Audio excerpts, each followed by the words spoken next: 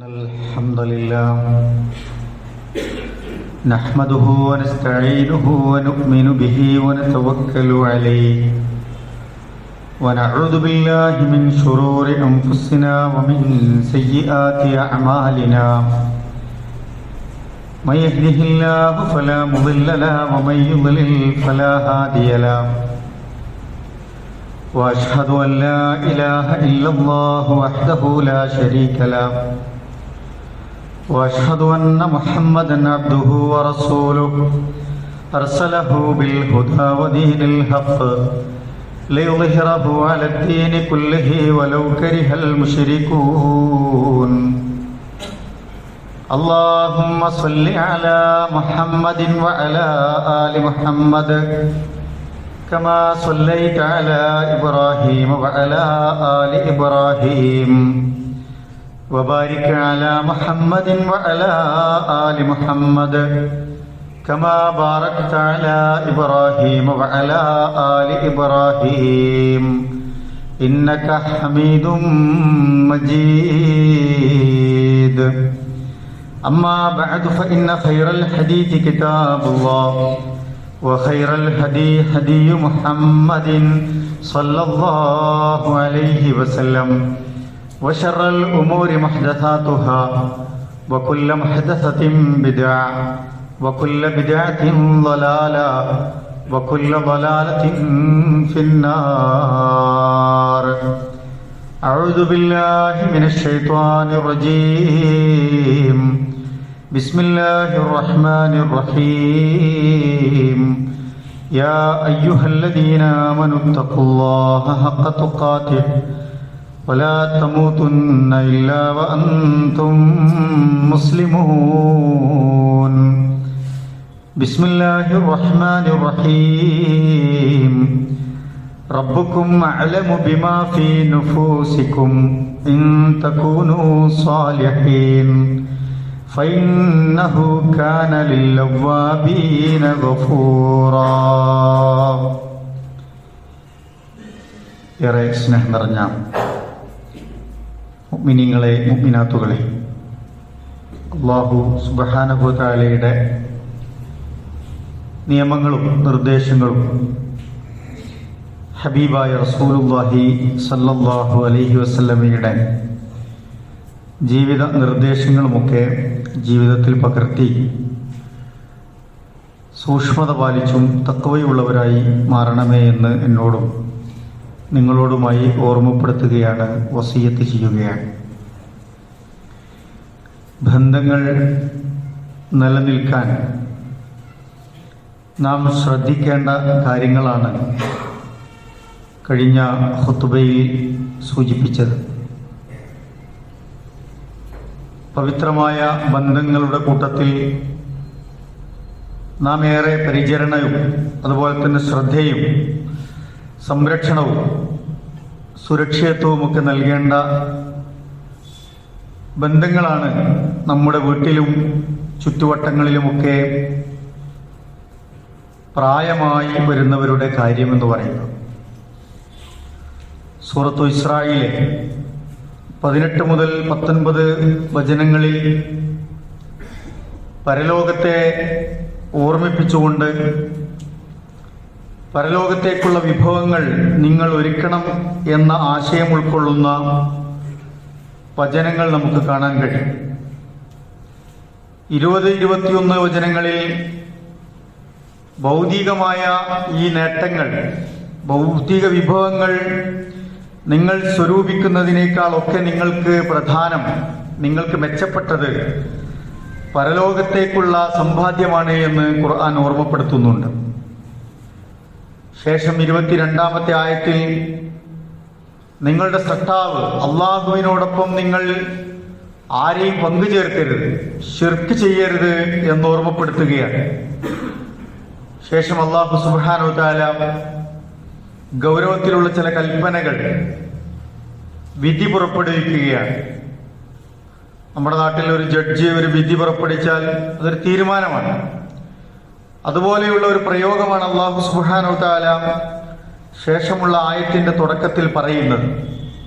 വഖളാ റബ്ബുക എന്നാണ് പറയുന്നത്. ഒരു ഖളാ ആണ്, ഒരു കൽപ്പന, ഒരു ഓർഡറാണ്, ഒരു വിധിയാണ്. നിങ്ങളുടെ മേൽ അല്ലാഹു തആല വിധിച്ചിരിക്കുന്നു, നിങ്ങളുടെ രക്ഷിതാവ് വിധി കൽപ്പിച്ചിരിക്കുന്നു എന്ന് പറഞ്ഞാണ് ആ ആയത്ത് തുടങ്ങുന്നത്. എന്താണ് ആയത്തിന്റെ ഉള്ളടക്കം? അല്ലാ തഅബുദു ഇല്ലാ ഇയ്യാഹു, നിങ്ങൾ അള്ളാഹുവിന് മാത്രമല്ലാതെ ഇബാദത്ത് ചെയ്യരുത് എന്നാണ്. അള്ളാഹുവിനോ മാത്രമേ നിങ്ങൾ ആരാധനകൾ സമർപ്പിക്കാവൂ എന്നാണ്. ആ വിഷയം പറഞ്ഞതിന് ശേഷം അല്ലാഹു തആല സൂചിപ്പിക്കുന്നത് വബിൽ വാലിദൈനി ഇഹ്സാന എന്നാണ്. നിങ്ങൾ നിങ്ങളുടെ മാതാപിതാക്കൾക്ക് നന്മ ചെയ്യുക. എപ്പോഴാണ് അവർക്ക് കൂടുതലായി നന്മ ചെയ്യേണ്ടി വരിക? ഖുർആൻ വളരെ കൃത്യമായി അള്ളാഹുവിനോടുള്ള ഒരു ബാധ്യത, നമ്മളെ സൃഷ്ടിച്ച റബ്ബിനോടുള്ള ബാധ്യത ആദ്യം ഓർമ്മിപ്പിച്ചു. തൊട്ടുശേഷം സൃഷ്ടിജാലങ്ങൾക്കിടയിൽ, മനുഷ്യർക്കിടയിൽ ഏറ്റവും കൂടുതൽ ബാധ്യതയുള്ള മാതാപിതാക്കളെ പറ്റി ഓർമ്മപ്പെടുത്തുകയാണ്. വളർത്തി വലുതാക്കിയ മാതാപിതാക്കളോട്, പ്രായമായി വരുന്നവരോടുള്ള ബാധ്യതയെക്കുറിച്ചാണ് ഓർമ്മപ്പെടുത്തിയത്. വബിൽ വാലിദൈനി ഇഹ്സാന, എപ്പോഴാണ് അവർക്ക് നിങ്ങളുടെ സേവനം, നിങ്ങളുടെ സാന്ത്വനം, നിങ്ങളുടെ പരിചരണം, നിങ്ങളുടെ ആശ്രയത്വം ഒക്കെ എപ്പോഴാണ് വേണ്ടി വരിക? ഇമ്മാ യബ്ലുഗന്ന ഇൻദകൽ കിബറ, അവർക്കങ്ങനെ പ്രായമായി വരുമ്പോഴാണ്, വാർദ്ധക്യ സഹജമായ പ്രശ്നങ്ങൾ വരുമ്പോഴാണ്, അവർ കുറച്ചുകൂടി ഇങ്ങനെ ആയുസ് ഇങ്ങനെ മുന്നോട്ട് പോകുമ്പോഴാണ് നിങ്ങളുടെ സഹായവും സേവനവും സാന്ത്വനവും നിങ്ങളുടെ പരിചരണവും ഒക്കെ അവർക്ക് ആവശ്യമായി വരിക. ഖുർആൻ പറഞ്ഞു, അഹദുഹുമ, ഒന്നുകിൽ അത് വാപ്പയായിരിക്കും ആദ്യം ബാധിക്കുക, അല്ലെങ്കിലോ കിലാഹുമ, അല്ലെങ്കിൽ രണ്ടുപേരെയും ബാധിക്കാം, അല്ലെങ്കിൽ ഉമ്മയെ മാത്രമായിരിക്കാം. മാതാപിതാക്കൾ എന്ന നിലയ്ക്ക് അവരിൽ ഒരാൾക്കോ രണ്ടുപേർക്കോ ഈ വാർദ്ധക്യ സഹജമായ പ്രശ്നങ്ങൾ, പ്രായത്തിന്റെ അവശതകൾ ബാധിക്കുന്ന സമയത്ത് നിങ്ങൾ അവരോട് ഇഹ്സാൻ വർത്തിക്കണമെന്നാണ്, ഇഹ്സാൻ ഉണ്ടാകണമെന്നാണ്. ഇഹ്സാൻ എന്ന് പറഞ്ഞാൽ എന്താണ്? എല്ലാം നന്നാക്കി ചെയ്യുന്നതിനാണ് ഇഹ്സാൻ എന്ന് പറയുക. അവർക്കൊരു നല്ലൊരു സിറ്റുവേഷൻ ഉണ്ട്, അവർ ഡെയിലി ജീവിക്കുന്നതും ഭക്ഷിക്കുന്നതും കിടക്കുന്നതും അവരുടെ ചികിത്സയും അവരുടെ ജീവിതമൊക്കെ ഒരു നല്ല അവസ്ഥയിലാണ്. പക്ഷേ അതിനെ ഇഹ്സാനാക്കുക എന്ന് പറഞ്ഞാൽ അത് എന്നും മെച്ചപ്പെടുത്തിക്കൊണ്ടേയിരിക്കുക എന്നുള്ളതാണ്. മെച്ചമായത്, മികച്ചത്, ഒന്നിൽ നിന്നൊന്നിനേക്കാൾ നല്ലതായ രൂപത്തിൽ അവർക്ക് നൽകുക എന്നാണ് ഇഹ്സാൻ എന്ന പദം കൊണ്ട് ഉദ്ദേശിക്കുന്നത്. ഇഹ്സാൻ എന്താണ് എന്ന് ജിബ്രീൽ അലൈഹി സ്വലാത്തു വസ്സലാം വന്ന് റസൂലുള്ളാഹി സ്വല്ലല്ലാഹി അലൈഹി വസല്ലമക്ക് പഠിപ്പിച്ചു കൊടുക്കുന്നുണ്ട്. അതിന്റെ ആത്മാവെന്താണ്, ആത്മീയമായ വശം എന്താണ്, റസൂലുള്ളാഹി സ്വല്ലല്ലാഹി അലൈഹി വസല്ലമക്ക് പഠിപ്പിച്ചു കൊടുക്കാണ്. അള്ളാഹു നിന്നെ കാണുന്നു, നീ അള്ളാഹുവിനെ നേരിട്ട് കാണുന്നില്ലെങ്കിലും അള്ളാഹു നിന്നെ കാണുന്നു എന്ന നിലക്ക് നീ പ്രവർത്തിക്കുക എന്നതാണ്. അപ്പൊ നമ്മൾ ദുനിയാവിലെ ആരെയും ബോധിപ്പിക്കാനല്ല, ഈ ദുനിയാവിലെ ആരെയും കാണിക്കാനല്ല, ആരുടെയെങ്കിലും കയ്യടി വാങ്ങാനല്ല, ആരുടെയെങ്കിലും പ്രശംസ കിട്ടാനല്ല. നമ്മൾ ചെയ്യുന്ന ഇഹ്സാൻ പ്രവർത്തനം എന്താണ്? അത് അള്ളാഹുവിന്റെ തൃപ്തിയും പൊരുത്തവും ആഗ്രഹിച്ചാണ്. അള്ളാഹ് കാണുന്നുണ്ട് എന്ന ഫീലോട് കൂടിയാണ്, അള്ളാഹ് കാണാൻ വേണ്ടി മാത്രമാണ് നമ്മൾ അത് ചെയ്യുന്നത് എന്നതാണ് അതിൽ ആത്മീയത, സ്പിരിച്വാലിറ്റി എന്ന് പറയുന്നത്. അത് നഷ്ടപ്പെട്ടാൽ മുഅ്മിനീകളെ സംബന്ധിച്ചിടത്തോളം അതിന്റെ എല്ലാ പ്രവർത്തനത്തിന്റെയും ഫലം പോയി. അതിന്റെ ഇഖ്ലാസ് എന്നൊക്കെ പറയുന്നത് നഷ്ടപ്പെട്ടാൽ പിന്നെ അതിന്റെ ഫലം പോവുകയാണ്. ഞാൻ പറഞ്ഞത് വബിൽ വാലിദൈനി ഇഹ്സാന, അവർക്ക് നിങ്ങൾ നന്മയിൽ വർത്തിക്കുക, നന്മ ചെയ്യുക എന്ന് ഖുർആൻ നമ്മളെ ഓർമ്മിപ്പിക്കുകയാണ്. അത് നമ്മുടെ പെരുമാറ്റത്തിൽ ഉണ്ടാകണം, നമ്മുടെ സമീപനത്തിൽ ഉണ്ടാകണം. അള്ളാഹുവിനെ കുറിച്ചുള്ള ഓർമ്മയോടുകൂടി അതുണ്ടാവുക എന്നതാണ്. റസൂൽ സല്ലല്ലാഹു അലൈഹി വസല്ലമയോട് ചോദിക്കപ്പെട്ടു, ഏതാണ് റസൂലുള്ളാഹ് ഏറ്റവും വലിയ പാപങ്ങൾ, വലിയ തിന്മ ഏതാണ്?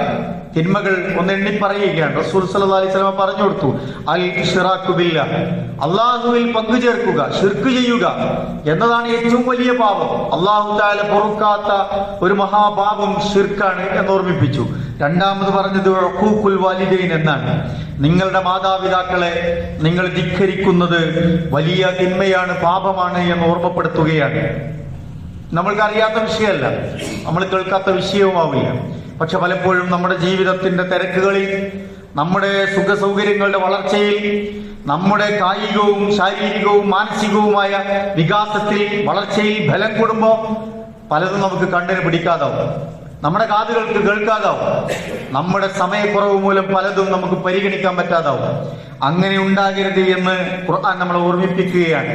പ്രായമായവരുടെ വിഷയത്തിൽ ഒക്ടോബർ 1 വയോജനങ്ങൾക്ക് വേണ്ടി, വാർദ്ധക്യത്തിന്റെ അവശതയിലേക്ക് കടന്നു പോകുന്ന വൃദ്ധജനങ്ങൾക്ക് വേണ്ടി, പ്രായമുള്ളവർക്ക് വേണ്ടി ഒരു ദിനം ലോകത്ത് ആചരിക്കുകയാണ്. അവരെ പരിഗണിക്കണം, അവർക്ക് ആവശ്യമായ പരിചരണം കൊടുക്കണം, അവർക്ക് വേണ്ടത് നൽകണം എന്ന് ലോകത്തെ പഠിപ്പിക്കുകയാണ്. ഇത്ര നൂറ്റാണ്ടുകൾക്ക് മുമ്പ് ഖുർആനിലൂടെ നമ്മളത് പഠിപ്പിച്ചിട്ടുണ്ട്.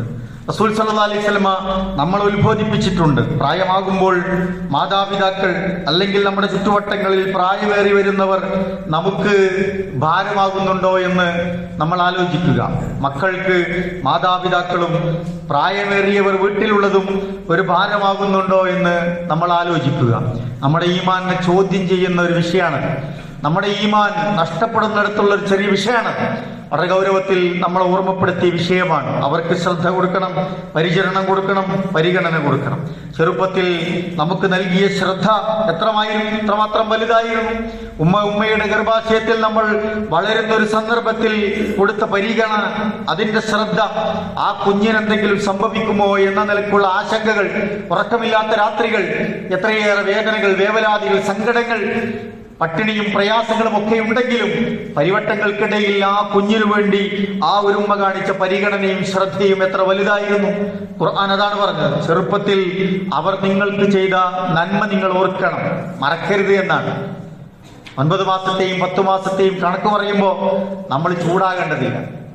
നിങ്ങൾക്കൊരു 10 മാസത്തെ കണക്ക് പറയാനേ ഉള്ളൂ എന്നൊക്കെ പലപ്പോഴും ചോദിക്കും. അത് ഓർക്കണമെന്നാണ് ഖുർആൻ നമ്മളെ ഓർമ്മിപ്പിക്കുന്നത്. ശേഷം കഴിഞ്ഞോ 4, 5, 6, 7 വയസ്സുവരെ നമ്മുടെ ജീവിതത്തെ, നമ്മുടെ നടത്തത്തെ, നമ്മുടെ വളർച്ചയെ, നമ്മുടെ എല്ലിനെ ബലമുള്ളാക്കുന്നതിന്, നമ്മുടെ വയറ് നിറക്കുന്നതിന്, നമ്മുടെ മാനസികവുമോ ശാരീരികവുമായ എല്ലാ വിധത്തിലുള്ള പോഷണത്തിനും ആരാണ് താങ്ങും തണലുമായത് എന്ന് നമുക്കറിയാം. അറിയാത്ത കാര്യമില്ല, പക്ഷേ നമ്മൾ മറന്നുപോവുകയാണ്. മറക്കരുത് എന്ന് ഖുർആൻ ഓർമ്മിപ്പിച്ചു.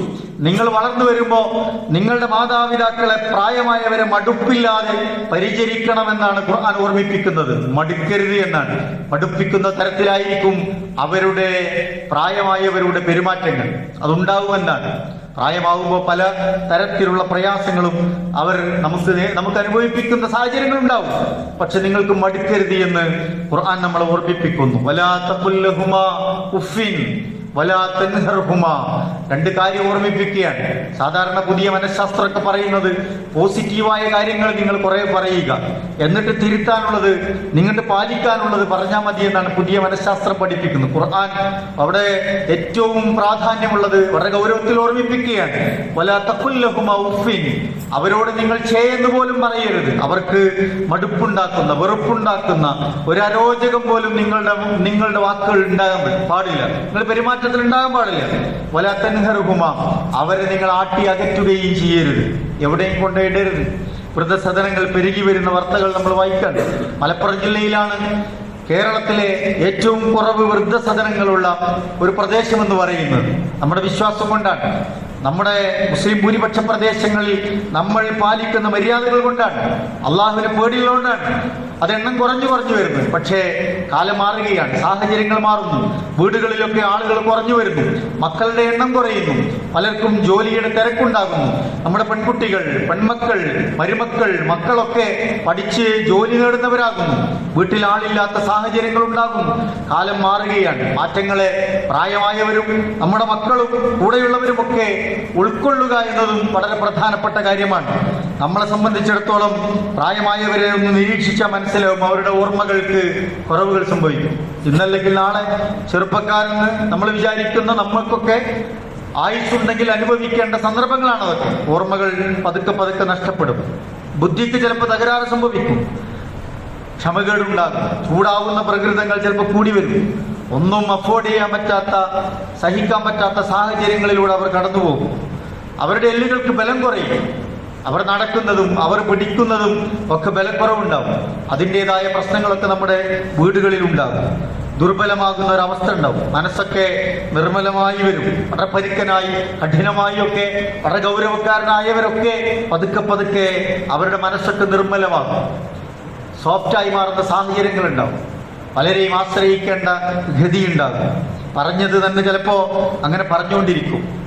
മക്കളായ നമ്മൾ, കൂടെ ജീവിക്കുന്നവർ ഒരു അണ്ടർസ്റ്റാൻഡിങ്ങോട് കൂടി പെരുമാറണം എന്ന് ഖുർആൻ ഓർമ്മിപ്പിക്കാൻ. നമുക്കാണ് അവിടെ അണ്ടർസ്റ്റാൻഡിങ് ഉണ്ടാകുന്നത്. പ്രായമായവർ ഒരു ഘട്ടം കഴിഞ്ഞാൽ പിന്നെ ഒന്നും പഠിച്ചെടുക്കാൻ കഴിഞ്ഞോളുന്നില്ല, പറയുന്നതും പ്രാവർത്തികാക്കാൻ കഴിഞ്ഞോളുന്നില്ല. എത്ര വട്ടമായി ഞാൻ നിങ്ങളോട് പറയുന്നു എന്ന് പറയുന്നവരാണ് ആലോചിക്കേണ്ടത് എന്നാണ് ഖുർആൻ ഓർമ്മിപ്പിക്കുന്നത്. നിങ്ങൾ പറഞ്ഞിട്ട് കാര്യമില്ല, അത് മനസ്സിലാകേണ്ട, അത് ഉൾക്കൊള്ളേണ്ട, അതിൻ്റെ ഒരു സെൻസ് മനസ്സിലാക്കേണ്ട പ്രായം കഴിഞ്ഞിരിക്കുന്നു എന്ന് നമ്മളോട് ബോധ്യപ്പെടാനാ പറഞ്ഞത്. ചെറുപ്പക്കാരോട്, കൂടെ ജീവിക്കുന്നവരോട്, മക്കളോട്, മരുമക്കളോട്, കൂടെ വളരുന്നവരോട് അവരെയാണ് ഓർമ്മപ്പെടുത്തേണ്ടത് എന്നാണ്.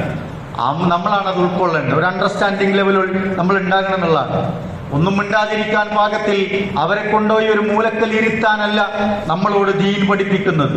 മൈൻഡ് ചെയ്യാതിരിക്കണം എന്നല്ല ഖുർആൻ പറഞ്ഞിട്ടുള്ളത്. നിങ്ങൾ മൈൻഡ് ചെയ്തുകൊണ്ടേയിരിക്കണം. പക്ഷെ അതെങ്ങനെയാകണം? ഖുല്ലഹുമ ഖൗലൻ കരീമ, നിങ്ങൾ അവരോട് മാന്യമായി സംസാരിക്കണം. നിങ്ങളുടെ സംസാരത്തിൽ മാന്യത കാണിക്കണം. വളരെ സോഫ്റ്റായി, വളരെ സൗമ്യമായി അവർ പറയുന്നത് കേട്ട് അതിന് നല്ല മറുപടികൾ കൊടുത്ത് അവരോട് നിങ്ങൾ സംസാരിച്ചുകൊണ്ടേയിരിക്കണമെന്ന് ഖുർആൻ നമ്മൾ ഓർമ്മിപ്പിക്കുകയാണ്. ആരായിരുന്നു അവർ? ഒരു കാലത്ത് നന്നായി അധ്വാനിച്ചവരാണ്, സ്വന്തമായി അധ്വാനിച്ചവരാണ്, സ്വന്തമായി തന്നെ ഭക്ഷണം കഴിച്ചവരാണ്, സ്വന്തമായി യാത്ര ചെയ്തവരാണ്, സ്വന്തമായി മരുന്ന് വാങ്ങി കുടിച്ചവരാണ്, സ്വന്തം കാര്യങ്ങൾ വൃത്തിയായി ചെയ്തവരാണ്. സ്വന്തം കാര്യങ്ങൾ മാത്രമല്ല, കൂടെയുള്ള കൂടപ്പിറപ്പുകളോട്, കൂടെയുള്ള രക്തബന്ധുക്കളോട്, കുടുംബങ്ങൾക്കൊക്കെ വേണ്ടി എല്ലാ കാലത്തും ആയുഷ് സമർപ്പിച്ചവരാണവർ. അവർക്ക് മറ്റുള്ളവർക്ക് താങ്ങും തണലുമായവരാണവർ. അതുകൊണ്ട് നമ്മളത് പരിഗണിക്കണമെന്ന് ഖുർആൻ ഓർമ്മിപ്പിക്കുകയാണ്. അവർക്ക് പ്രായമാകുമ്പോൾ പലപ്പോഴും അവർ ഭക്ഷണമല്ല നമ്മോട് ആവശ്യപ്പെടാം. ഭക്ഷണമായിരിക്കില്ല. നിങ്ങൾ ഭക്ഷണം കൊടുത്തില്ലെങ്കിൽ ചിലപ്പോൾ ഒന്നും അവർ പറയില്ല. നിങ്ങൾ മരുന്ന് കൊടുത്തില്ലെങ്കിൽ അവരൊന്നും പറയില്ല. നിങ്ങൾ പോകുന്നിടത്തേക്കൊന്നും കൂട്ടിക്കൊണ്ടുപോയില്ലെങ്കിലും അവർ പരാതിപ്പെടില്ല. നിങ്ങൾ കഴിക്കുന്ന ആ ഭക്ഷണത്തിന്റെ രുചി ചിലപ്പോ ആ പ്രായമായ അവർക്ക് അറിയില്ല. അത് രുചിച്ച് അതിന്റെ ഒരു മധുരം നുണയാനുള്ള ഒരവസ്ഥയിലാവില്ല അവര്. പലപ്പോഴും പല ഭക്ഷണങ്ങളും കഴിക്കാൻ പറ്റാത്ത സാഹചര്യങ്ങളുണ്ട്. ഒന്നിനും കോളുണ്ടാകുന്ന ഒരു പ്രായമല്ല അത് എന്ന് നമ്മൾ മനസ്സിലാക്കണം. അവർ എന്താണ് ആവശ്യപ്പെടുന്നത്? ആ പ്രായത്തിൽ ഭക്ഷണത്തെക്കാളേറെ, മരുന്നിനേക്കാളേറെ നമ്മുടെ നല്ല പെരുമാറ്റമാണ് അവർക്ക് വേണ്ടത്. നല്ല സഹവാസമാണ് അവർക്ക് വേണ്ടത്. അവരോട് നല്ല വർത്തമാനങ്ങൾ പറയുകയാണ് അവർക്ക് വേണ്ടത്. അവരെ കൂടുതൽ നേരം കേൾക്കുക എന്നതാണ് നമുക്ക് ചെയ്യാനുള്ളത്. പല മക്കളും ചോദിക്കും, ഇവിടെ എന്തിന്റെ കുറവാള്? ഡോക്ടറെ സമയത്തിന് കാണിക്കണില്ലേ? നല്ല വീടില്ലേ? നല്ല റൂമില്ലേ? അതിനുള്ളിൽ എല്ലാ സൗകര്യം ഒരുക്കി തന്നിട്ടില്ലേ? എന്തിന്റെ കുറവാണ് നിങ്ങൾക്ക് എന്ന് ആരോടാ ചോദിക്കുന്നത്? സ്വന്തം വാപ്പയോട്, ഉമ്മയോട്, പ്രായമായവരോട്, വാർദ്ധക്യത്തിന്റെ അവശതകളിൽ നിസ്സഹായമായി നിൽക്കുന്ന മനുഷ്യരോട് ചോദിക്കുകയാണ്, എന്തിന്റെ കുറവാണ് നിങ്ങൾക്കോടുള്ളത്? അവർക്ക് ഭക്ഷണത്തിന്റെ കുറവല്ല, അവർക്ക് മരുന്നിന്റെ കുറവാവില്ല. നിങ്ങളുടെ സ്നേഹത്തിന്റെ കുറവുണ്ട്, നിങ്ങളുടെ സമയം അവിടെ കൊടുക്കാത്തതിന്റെ കുറവുണ്ട്, നിങ്ങൾ അവരെ പരിഗണിക്കാത്തതിന്റെ കുറവുണ്ട്, ആവശ്യമായ ബഹുമാനം കൊടുക്കാത്തതിന്റെ കുറവുണ്ട്. പല കുറവ് അവർക്കുണ്ട്. പക്ഷെ അത് നമുക്ക് മനസ്സിലാവണില്ല, നമ്മൾ തിരക്കിലാണ്. നമ്മളാണത് മനസ്സിലാക്കാൻ ഏറ്റവും പാകപ്പെട്ട പ്രായമുള്ളവർ എന്ന് നമ്മളല്ലാതെ ആരാണ് പ്രിയപ്പെട്ടവരെ തിരിച്ചറിയുക? അതുകൊണ്ട് പ്രായപ്പെട്ടവരെ നമ്മൾ ഉൾക്കൊള്ളുക എന്നുള്ളതാണ്. ഖുർആൻ പറഞ്ഞു, എങ്ങനെയാണ് പരിഗണിക്കേണ്ടത്? പ്രായമായുമ്പോ അവർക്ക് നിങ്ങൾ കാരുണ്യത്തിന്റെ ചിറകുകൾ മനോഹരമായി വിരിച്ചു കൊടുക്കുക എന്നുള്ളതാണ്. കരുണയാണ് അവർക്ക് വേണ്ടത്. പ്രശ്നം നമ്മൾ മനസ്സിലാകുന്നുണ്ട്. പക്ഷേ അവരോട് തർക്കുത്തരല്ല, അവരോട് ഉപദേശങ്ങളല്ല, ശാസനകളല്ല, ഉപദ്രവങ്ങളല്ല, കണ്ണുരുട്ടലല്ല. ആ സ്നേഹത്തിന്റെ, കരുണയുടെ ചിറകുകൾ അവർക്ക് നിങ്ങൾ ആ പ്രായമാകുമ്പോൾ വിരിച്ചു കൊടുക്കുക എന്ന് നമ്മോട് പറയാണ്. അത് വിരിച്ചു കൊടുക്കുമ്പോൾ ആത്മാർത്ഥമാണെങ്കിൽ നമ്മുടെ ഉള്ളിൽ നിന്ന് അത് വരും. റബ്ബി റഹംഹുമ, പടച്ചോനെ എൻ്റെ വാപ്പക്ക്, ഉമ്മക്ക്, പ്രായമായവർക്ക് നീ കരുണ ചെയ്യണേ എന്ന് ആത്മാർത്ഥമായി അവരുടെ ഉള്ളിൽ നിന്ന് വരും. എന്തുകൂടി ഓർക്കുന്നവർക്ക് ഖുർആൻ പറഞ്ഞു, കമാ റബ്ബയാനി സഗീറ, എൻ്റെ ചെറുപ്പം എത്രമാത്രം അവർ എനിക്ക് വേണ്ടി കഷ്ടപ്പെട്ടിരിക്കുന്നു. അതുകൊണ്ട് പടച്ചോനെ അവർക്ക് കരുണ കൊടുക്കണേ എന്ന് പ്രാർത്ഥിക്കുകയാണ്. മാതാപിതാക്കളുടെ പരിചരണം, പ്രായമായവരുടെ സംരക്ഷണം. ആ സമയത്ത് മാതാപിതാക്കളുടെ മനസ്സിൽ എന്തായിരിക്കും? എങ്ങനെ അറിയാം? പരിചരിക്കുന്നുണ്ട്. ചിലരൊക്കെ യാന്ത്രികമായ പരിചരണമായിരിക്കും, ചിലത് വളരെ ആത്മാർത്ഥമായിരിക്കും. അതിനുവേണ്ടി ജീവിതം ഒഴിഞ്ഞു വെച്ചവരുണ്ട്.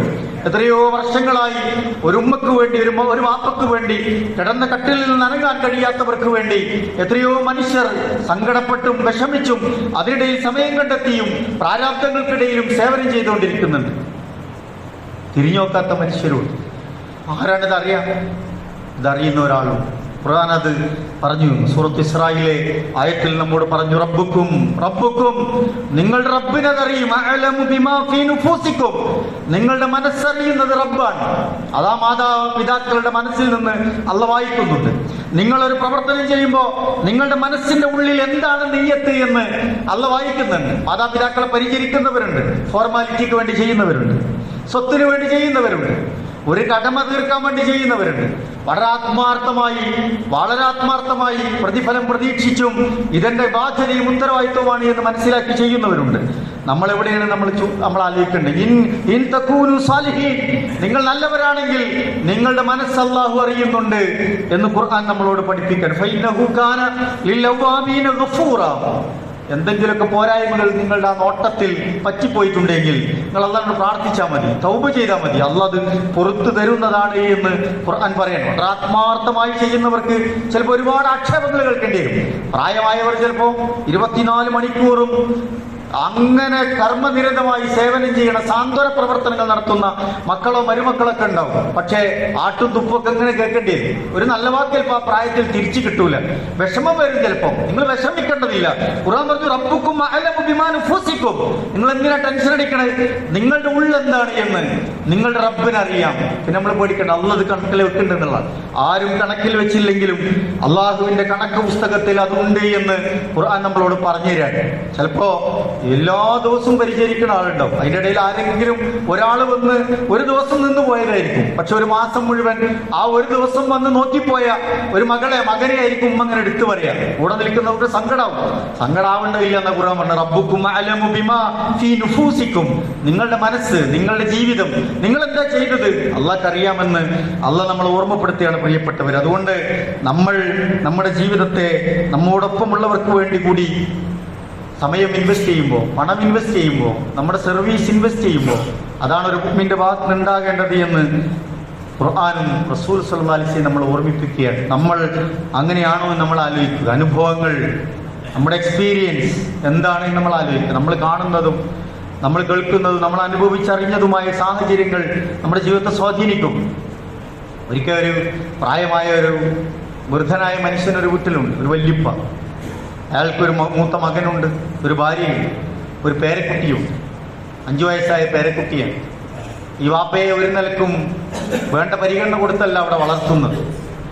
ഒരു ചളുങ്ങിപ്പോയ ആർക്കും വേണ്ടാത്തൊരു പാത്രത്തിലാണ് ആ മനുഷ്യന് ഭക്ഷണം കൊടുക്കുന്നത്. ഒരു പട്ടിക്കോ പൂച്ചക്കോ ഒക്കെ നീക്കി വെക്കുന്നത് പോലെ വാതിൽ പടിക്കൽ നിന്നൊറ്റ നീക്കി കൊടുക്കലാണ്. അങ്ങനെയാണ് അയാൾക്ക് ഭക്ഷണം കൊടുക്കുന്നത്. ഈ പേരക്കുട്ടി പലപ്പോഴും ഈ വാതിൽക്കൽ നിന്ന് നോക്കും. പാപ്പയോ ഉമ്മയോ ഈ കുട്ടി അങ്ങോട്ട് അടുക്കുന്നുണ്ടെന്ന് പറഞ്ഞ് ചീത്ത അറിയും. പാപ്പയും ഉമ്മയോ ഇല്ലാത്ത നേരത്ത് ഈ വാർദ്ധക്യ സഹജമായി മനുഷ്യന്റെ അടുത്ത് ഈ കുട്ടി പോയിരിക്കും, കുറെ കഥകൾ കേൾക്കും, സംസാരിക്കും. പക്ഷെ ഈ ഭക്ഷണം കൊടുക്കണ പാത്രമാണ് ഈ കുട്ടി എപ്പോഴും നോക്കാറുള്ളത്. അങ്ങനെ ഈ മനുഷ്യൻ ഒരു ദിവസം മരണപ്പെട്ടു. മകൻ ഈ പാത്രം എടുത്ത് ദൂരേക്ക് വലിച്ചെറിഞ്ഞു. 2 ദിവസം കഴിഞ്ഞപ്പോൾ ആ പാത്രമുണ്ട് വീടിന്റെ അലമാരയിൽ സൂക്ഷിച്ചിരിക്കുന്ന ഈ മകൻ കാണുകയാണ്, മൂത്ത മകൻ കാണുകയാണ്. അയാൾക്ക് ഭയങ്കര അസ്വസ്ഥതയായി. ആരാണ് ഈ പാത്രം ഇവിടെ കൊണ്ടുവച്ചത്? ഇത് ഞാൻ ഉപേക്ഷിച്ചേ, വലിച്ചെറിഞ്ഞേ, എന്തിനാണ് ഇവിടെ കൊണ്ടുവച്ചത്? 5 വയസ്സായ മകനാണ് ഇതിന് മറുപടി പറഞ്ഞത്. വാപ്പാക്കും നാളെ വയസ്സാവുമല്ലോ, അപ്പോൾ വാപ്പാക്ക് ഭക്ഷണം വേണ്ടേ, ഭക്ഷണം കഴിക്കാൻ ഒരു പാത്രം വേണ്ടേ, അതിനുവേണ്ടി ഞാനാണ് ആ പറമ്പിൽ നിന്ന് കൊണ്ടുവന്ന് ഇവിടെ എടുത്ത് വെച്ചതെന്ന് പറയാണ്. കുട്ടികൾ ഇതൊക്കെ കാണുകയാണ്. വളരുമ്പോൾ നമ്മുടെ മക്കൾ ഇതൊക്കെ നോക്കിക്കാണുകയാണ്. നമ്മൾ ആലോചിക്കേണ്ടതുണ്ട്, നമ്മൾ ചെയ്യുന്ന പ്രവർത്തനങ്ങൾ അതുപോലെ തിരിച്ചു വരുന്നൊരു കാലം നമുക്കുണ്ടാകുമെന്നതാണ്. നമ്മളും ആ പ്രായത്തിലേക്ക് കടന്നു പോകുമ്പോൾ നമ്മൾ അനുഭവിക്കേണ്ട കുറേ സാഹചര്യങ്ങൾ നമ്മുടെ മുമ്പിലുണ്ടാകും. അതിന് നമ്മളതൊക്കെ ആലോചിക്കേണ്ടതുണ്ട്. അതുകൊണ്ട് പ്രായമായ ആളുകളുള്ളിടത്തൊക്കെ നമ്മൾ കുറച്ചുകൂടി കരുതലുണ്ടാകണം, സ്നേഹം കൊടുക്കണം, പരിഗണന കൊടുക്കണം. 4 ടൈപ്പ് പരിഗണന അവർക്ക് വേണ്ടി വരും. അവരുടെ വൈകാരികമായ ഒരു പരിഗണന, ഒരു പിന്തുണ നമ്മൾ കൊടുക്കേണ്ടി വരും. സ്നേഹവായ്പകൾ കൊണ്ട്, തലോടൽ കൊണ്ട്, കൂടെ നിന്നുകൊണ്ട് ഒരു ഇമോഷണൽ ടച്ച് നമുക്ക് കൊടുക്കേണ്ടി വരും. ശാരീരികമായ പിന്തുണ, പരിമിതികളെ മറികടക്കാനുള്ള കാര്യങ്ങൾ ചെയ്യേണ്ടി വരും. മരുന്ന് കൊടുക്കേണ്ടി വരും, ചികിത്സിക്കേണ്ടി വരും. അവർക്ക് ശാരീരികമായ ബലത്തിന് വേണ്ട കാര്യങ്ങൾ ചെയ്യേണ്ടി വരും. സാമൂഹ്യമായ ചില ബഹുമാനങ്ങൾ കൊടുക്കേണ്ടി വരും. അവരെ ആദ്യം പറയാൻ അനുവദിക്കേണ്ടി വരും. അവരെ കാണുമ്പോൾ നമ്മളത് ബഹുമാനിക്കേണ്ടി വരും. അവർക്ക് സമൂഹം കൊടുത്തിരുന്ന അംഗീകാരങ്ങൾ അവർ ഓർമ്മപ്പെടുത്തേണ്ടി വരും. മറ്റൊന്ന് ആത്മീയമായ അവരുടെ കാര്യങ്ങളാണ്. നമസ്കാരം ചിലപ്പോൾ അവർ മറന്നുപോകും, നമുക്ക് ചെയ്യേണ്ടി വരും. അവരുടെ പല ഉത്തരവാദിത്തങ്ങളും ബാധ്യതകളും നമ്മൾ ഏറ്റെടുക്കേണ്ടി വരും. അതൊക്കെയാണ് പ്രിയപ്പെട്ടവരെ അവർക്ക് വേണ്ടി നമുക്ക് ചെയ്തു കൊടുക്കാൻ. നമ്മളാണിത് ചെയ്യേണ്ടത്. നമ്മളിത് ചെയ്യുന്നില്ലെങ്കിൽ ആരാണിത് ചെയ്യുക? അത് നമ്മുടെ ബാധ്യതയും കടമയുമാണ് എന്ന് മനസ്സിലാക്കി നമ്മൾ പ്രവർത്തിക്കുക. പോരായ്മകൾ അല്ലാഹു തആല നമുക്ക് പുറത്ത് മാപ്പാക്കി തെരുമാറാവട്ടെ. കൂടുതൽ ഇഹ്സാൻ ചെയ്യാനുള്ള ആഫിയത്തും തൗഫീഖും അല്ലാഹു നമുക്കെല്ലാവർക്കും നൽകി അനുഗ്രഹിക്കുമാറാവട്ടെ.